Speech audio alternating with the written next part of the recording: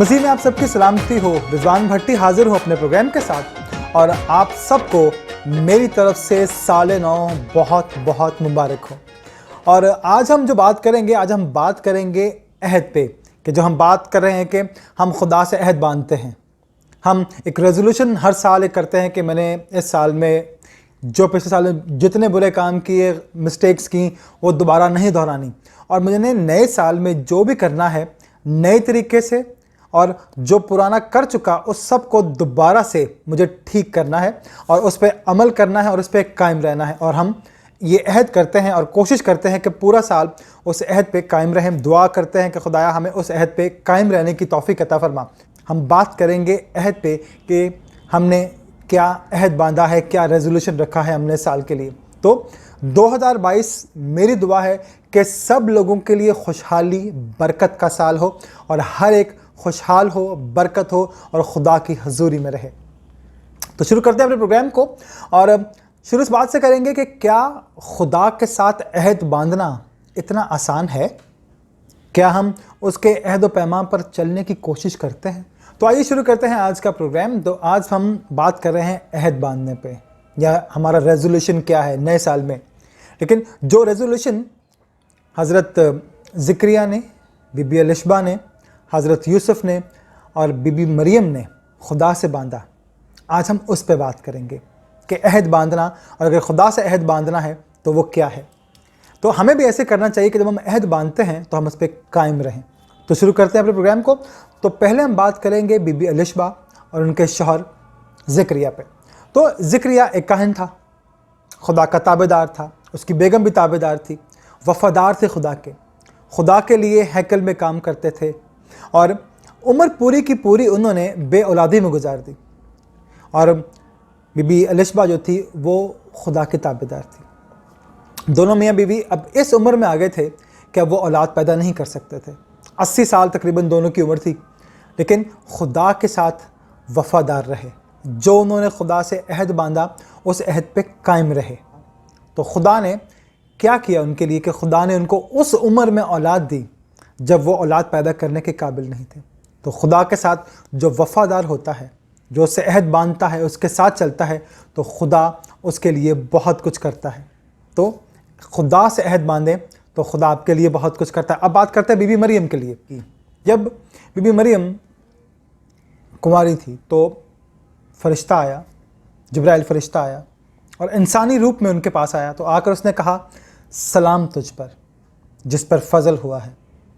तो उसने कहा कि ये सलाम कैसा है, क्योंकि यहूदी मर्द जो है वो कभी किसी यहूदी औरत को सलाम नहीं करता, मर्द मर्द को सलाम करता है। औरत सलाम कर सकती है लेकिन मर्द सलाम नहीं करता। तो वो बड़ी परेशान हुई कि यार एक फरिश्ता आया, मर्द आया और मुझे ये कह रहा है कि सलाम तुझ पर जिस पर फजल हुआ है। तो हम कोशिश करते हैं कि हम वो हवाला पूरे का पूरा पढ़ देते हैं ताकि आपको पता चलेगा कि उसमें था क्या, बशर्ते कि आप पहले वो हवाला पढ़ चुके हुए हैं। तो हम वो हवाला पढ़ेंगे।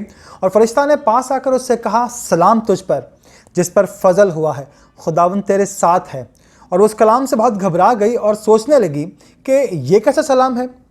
फरिश्ते ने उससे कहा, ए मरियम खौफ ना कर, क्योंकि खुदा की तरफ से तुझ पर फजल हुआ है, और देख तू हामला होगी और तेरे बेटा होगा, तो उसका नाम यस्सु रखना। वह बुजुर्ग होगा और खुदा ताला का बेटा कहलाएगा, और खुदावंद खुदा उसके बाप दाऊद का तख्त उसको देगा, और वो याकूब के घराने पर अब्बद तक बादशाही करेगा, और उसकी बादशाही का आखिर हरगिज़ ना होगा।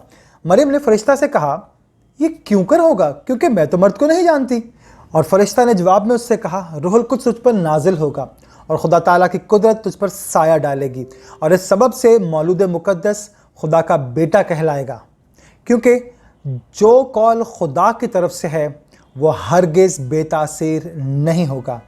तो मरियम ने खुदा के उस कौल को, उस वादे को कबूल किया और कहा कि देख मैं खुदावंद की बंदी हूँ, मेरे लिए तेरे कौल के मुआफिक हो। जो पैगाम लेकर आए तो मरियम ने उसको मनवन कबूल किया कि ये मेरे खुदा ने मेरे लिए भेजा है तो मैं इस अहद पर कायम रहूँगी, और उसने उसके अहद को माना। तो किसी औरत के लिए, किसी लड़की के लिए, कुंवारी लड़की के लिए ये इतना आसान नहीं होता है कि वो प्रेग्नेंट हो जाए और प्रॉब्लम क्रिएट ना हो, लेकिन उसने खुदा के उस कॉल को कबूल किया। کہ उसने कहा कि मेरे लिए तेरे कॉल के मुआफिक हो, क्योंकि वो रास्तबाज थी, दुआगो थी, तो उसने खुदा के कॉल को कबूल किया। तो अब बात करेंगे हज़रत यूसुफ पे कि वो रास्तबाज था और एक अच्छा शख्स था। जब उसको ये पता चला कि उसकी मंगेतर जो है वो हामला हो गई है, तो उसने सोचा कि मैं इसको कुछ नहीं कहूँगा। कि उस दौर में लोग संसार करते थे जो लड़की शादी से पहले प्रेग्नेंट हो जाती थी। तो उन्होंने क्या कहा कि ठीक है, मैं चुपके से इसको छोड़ देता हूँ ताकि किसी को पता ना चले। तो खुदा के फरिश्ता ने उसको ख्वाब में दिखाई देकर कहा कि जो उसके पेट में है वो खुदा की तरफ से है, और तो अपनी बीवी मरियम को अपने घर ले आने से ना डर। तो उस वक्त से उसने, जब वो उठा तो उसने कहा कि खुदाया जो तूने कहा मैं वैसा ही करूँगा। उसने भी खुदा के कॉल को लब्बैक कहा और खुदा के उस कॉल को निभाया उस वक्त तक जब तक वो बड़ा नहीं हो गया। और बीवी मरियम ने भी उस वक्त तक उसके साथ रही और खुदा के उस कॉल को उसने निभाया कि जो खुदा से उसने कॉल किया, और टिल डेथ, जब तक उसको सूली पर नहीं चढ़ाया गया, वो उस वक्त तक उसके साथ रही।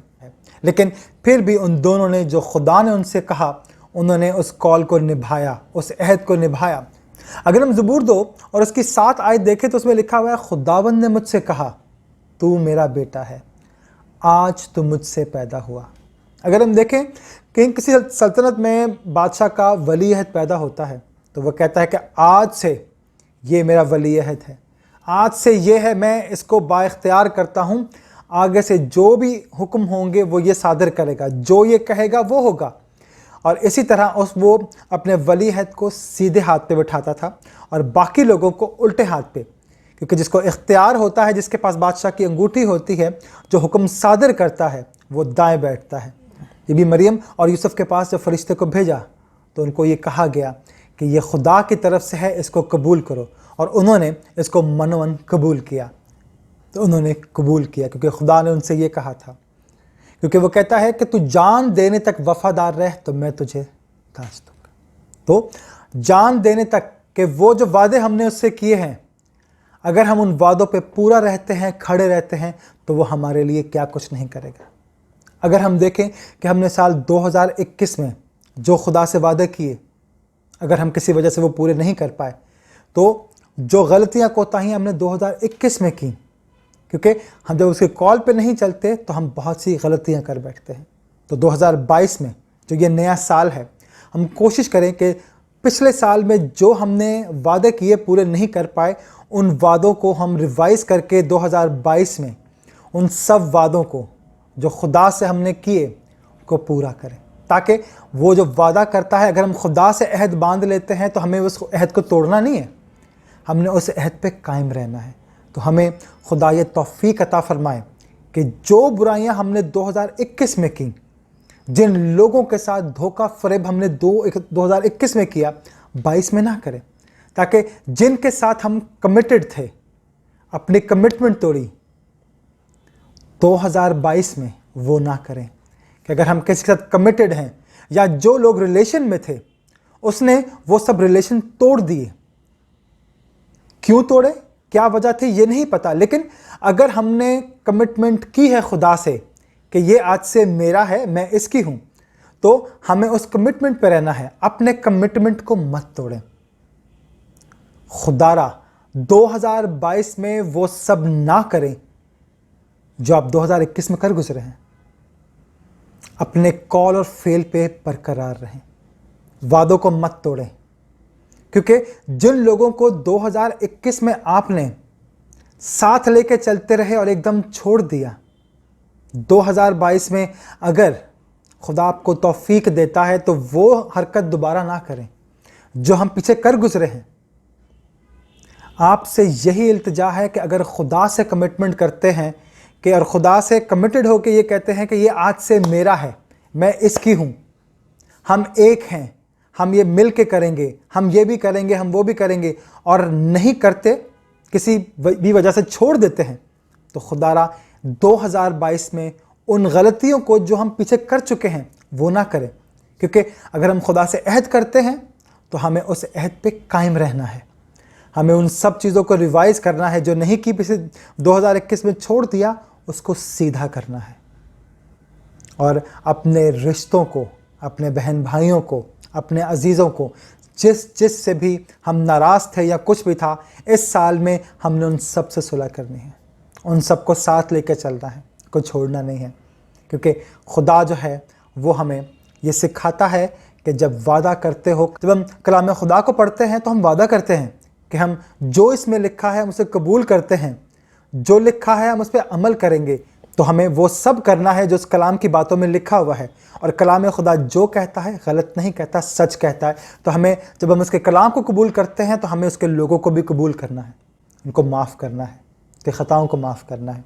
تو آپ سب سے درخواست ہے کہ 2021 میں جو کچھ ہم نے کیا, جو غلط کام کیے چھوڑ دی, لیکن 2022 میں ہم ایک نئے انسان کی طرح ابھریں, ایک نئے جوش کی طرح. جو پچھلے سال میں رہ گیا اس کو سیدھا کرنا ہے, اس کو سنوارنا ہے. ریلیشنز جو خراب تھے ان کو ٹھیک کرنا ہے, جن کو چھوڑ دیا ان سے معافی مانگنی ہے.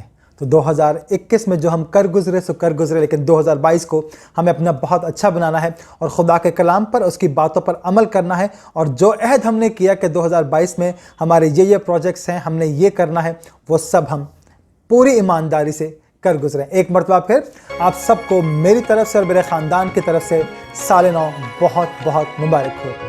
آمین.